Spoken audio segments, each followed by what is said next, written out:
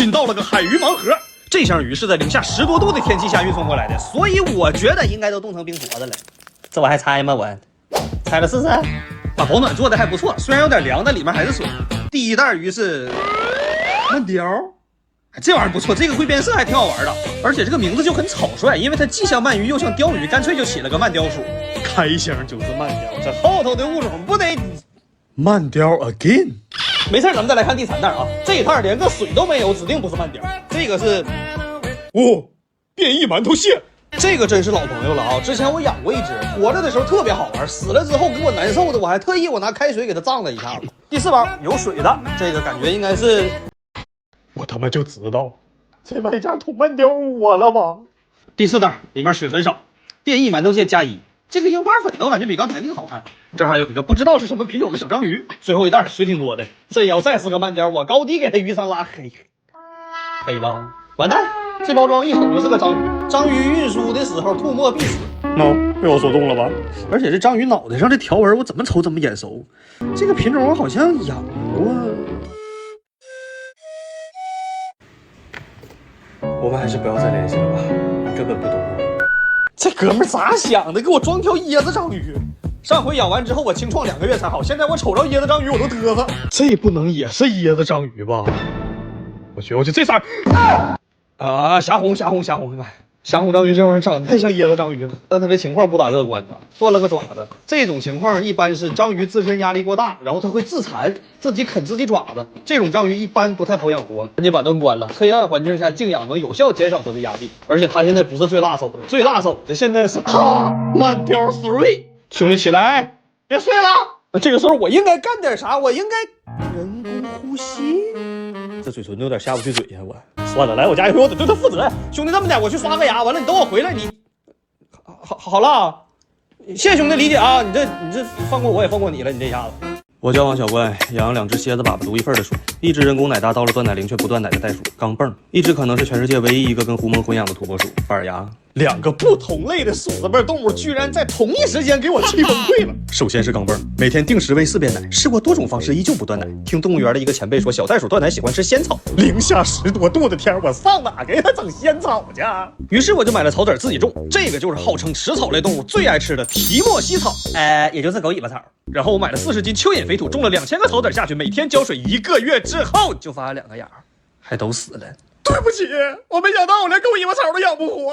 看来钢镚是断奶无望了。钢镚这边其实还好，只是不断奶而已。但是土拨鼠那边有可能会造成狐獴断子绝孙，绝对不是危言耸听啊！最近我观察土拨鼠和狐獴，发现以下反常行为：第一，狐獴站岗它睡觉；第二，狐獴睡觉必须围着它睡；第三，食物必须它先吃，狐獴敢抢上去就咬。综上所述，我现在心里有一个可怕的猜测：狐獴是社会等级制度非常明确的母系群居类动物，组成结构由一个强壮的雌性作为女王统治，只有1只雄性拥有繁育权，其他的雄性和雌性都是保姆、保镖和哨兵。我观察我家这个种群没有明显出现女王行为的狐獴，而土拨鼠偏偏是个母的，也就是说，他们应该是认这个土拨鼠为女王了。但问题是，整个种群只有女王有繁育权呐。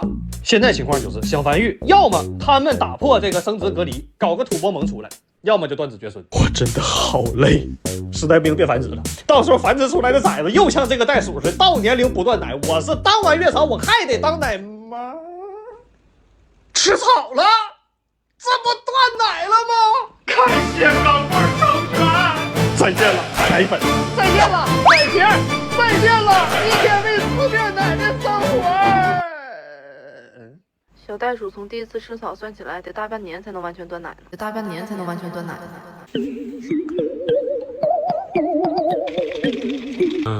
我就这命了。我去，这玩意儿能扛住唐两侠2拳。今天拆海鱼盲盒，别人家的宠物运输过程中那都给划到宠物专送里头，我家的宠物海鲜。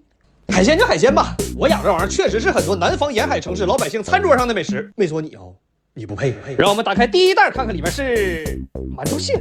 作为一个海鲜爱好者，这个玩意儿的钳子巨好吃，但作为一个宠物爱好者，这个玩意儿最好玩的技能是 Lonely, I'm Mr. Lonely.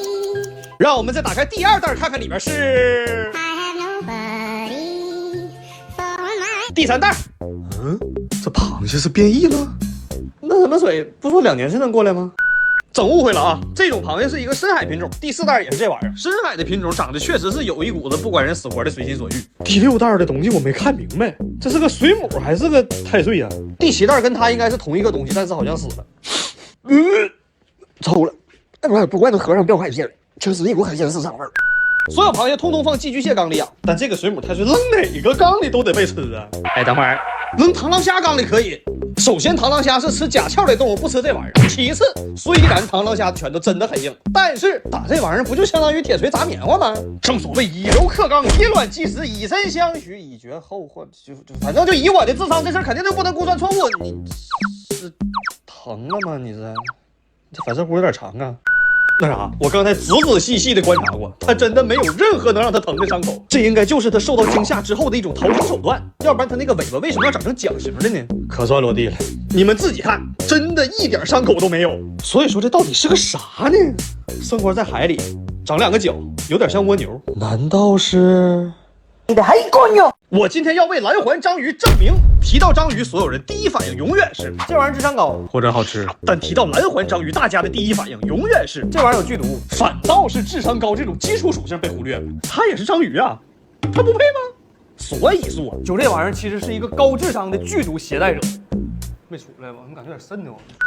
本来我还拿它当傻子呢，结果昨天为了个词儿，直接给我看的浑身发毛。正常蓝环章鱼捕食那是上去就罩住，罩完就吸住，吸完就咬住，咬完就放肚。但这只爆炸头蓝环不一样，螃蟹在靠近过程中有那么一瞬间它闪了蓝圈，说明它想进攻，但是螃蟹钻缝了。而它的第一反应是慢慢悠悠的游进了山洞，然后在一瞬间就把另一只蓝环章鱼从山洞里赶了出来。此时的螃蟹还在快快乐乐的吃着昨天蓝环章鱼吃上的有可能是他大表哥的物体。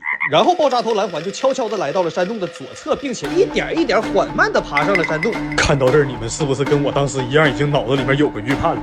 他接下来的动作就验证了我们的想法，先绕到石头顶部，然后在双方没有对方视野的情况下，把螃蟹赶出山洞，迅速抓住螃蟹，结束了这场完美的偷袭。每一步都带有目的性，甚至他还记住了螃蟹的位置。身为一个宠物达人，能把这场精彩的战斗完整的拍下来，我是何其的幸运。但问题是，拍完这条视频之后，关完灯他咋老瞅我呢？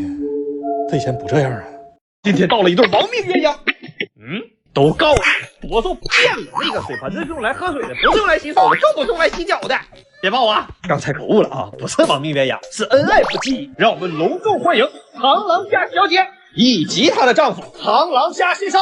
我跟你们讲，公螳螂虾绿油油的，非常好看，好看死了。你好，女士，这边刚刚查询到您是有一个未婚丧偶的这么一个情况哈，请问是否需要我们的专业援助来为您争夺遗产和孩子的抚养权呢？没事啊，老妹儿，别想你那个死鬼老公了，哥再给你找一个，你先搁这安心过温过水，哥先去蒸锅虾爬子。每回有螳螂虾到，我都可馋这玩意儿了我。另外，刚才有小姑娘搁旁边，我没好意思问你，你水盆里头那个粑粑袋上你拉粑粑的时候做托马斯回旋了，还是说你的歌手捡起来你撇水盆里给我看呢你啊？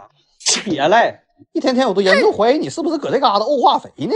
过温过水完成，入缸。你先安心搁我这住着，哥现在就去给你找老公去，你放宽心等2天啊。哎，对了，那个新老公没来之前，这个你们对付用，火候不大，应该是能缓过来。48一斤不带籽，我估计是个公的。